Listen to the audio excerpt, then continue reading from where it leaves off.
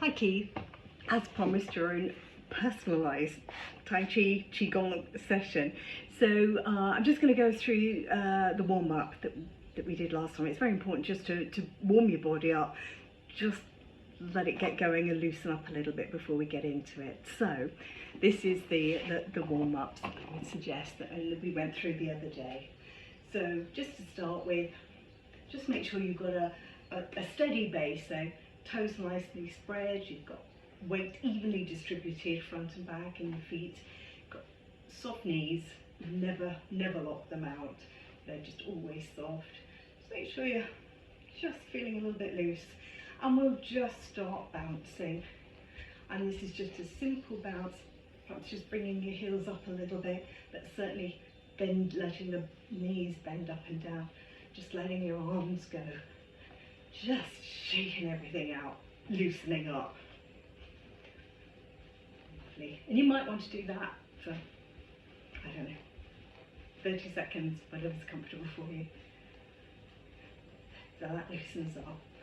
Then we're going to start mobilising the top of the body and shoulders. So we're now going to start swinging the arms backwards and forwards.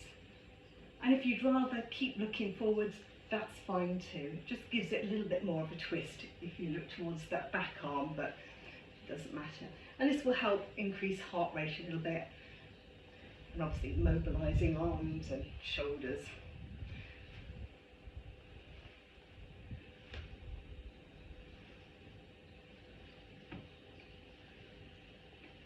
So again, for as long as you feel comfortable doing this, that's lovely. And then we'll do a bowling action, so actually using both hands. And just a reminder, in Tai Chi, well, for the Qigong Shibashi Set, we tend to have our fingers, but soft hands, fingers together and thumbs at right angle. It's not essential, but that's technically how it is. And the idea is that you're actually then pushing and pulling as if you've got resistance of water, that sort of thing. So this would be a forwards and back. If and when you feel confident to, normally this is done as a real forwards and backwards move.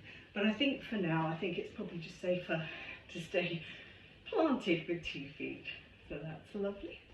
Then we're going to separate bottom half and top half. We're going to turn from the waist. So if you like to think of your hips as pointing forward with headlights showing forwards, lighting forwards, and we're actually just then going to separate and move the top half. And we do this by arms out and then dropping, looking one way, arm up, and then the other way. So it's up, and then you bend your knees a little bit more that way and that way. So at speed it looks like this.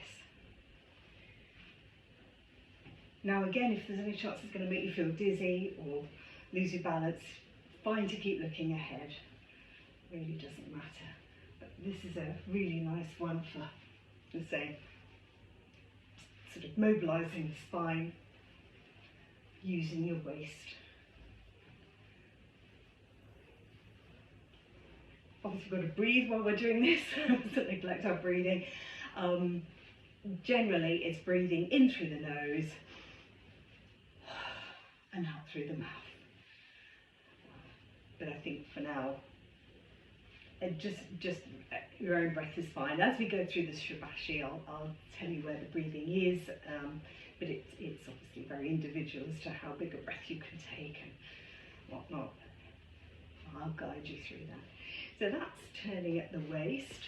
But oh yeah, I thought it might be useful, the issues we showed, just to do a few shoulder shrugs and rounds. So we go up and round, forward and back.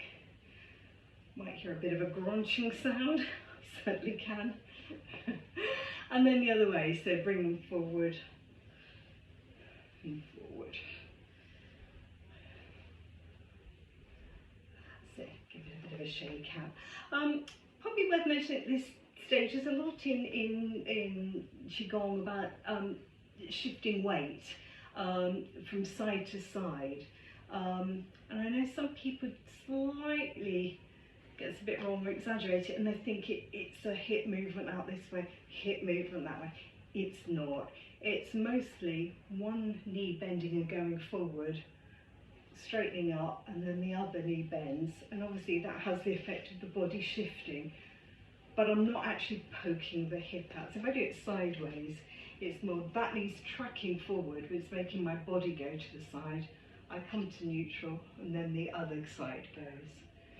So that's a shift of weight from side to side, and that comes into some of the moves. The other one we do a lot of is forward and back shifting of weight. Probably we can progress to that, but if you wanted to have a go, I'd recommend quite a wide stance, putting one foot a little bit in front of the other with this wide stance, and just seeing how you go with transferring weight to that front leg, coming up to a neutral position, and then bending that back leg and putting your weight on the back leg. As I say, we might progress to that at some stage. So for now, probably just stay and just do the weight shift from one side to the other. So I think we're ready to go. I think we've warmed up. So I'll be back soon with the Shibashi set, especially for you.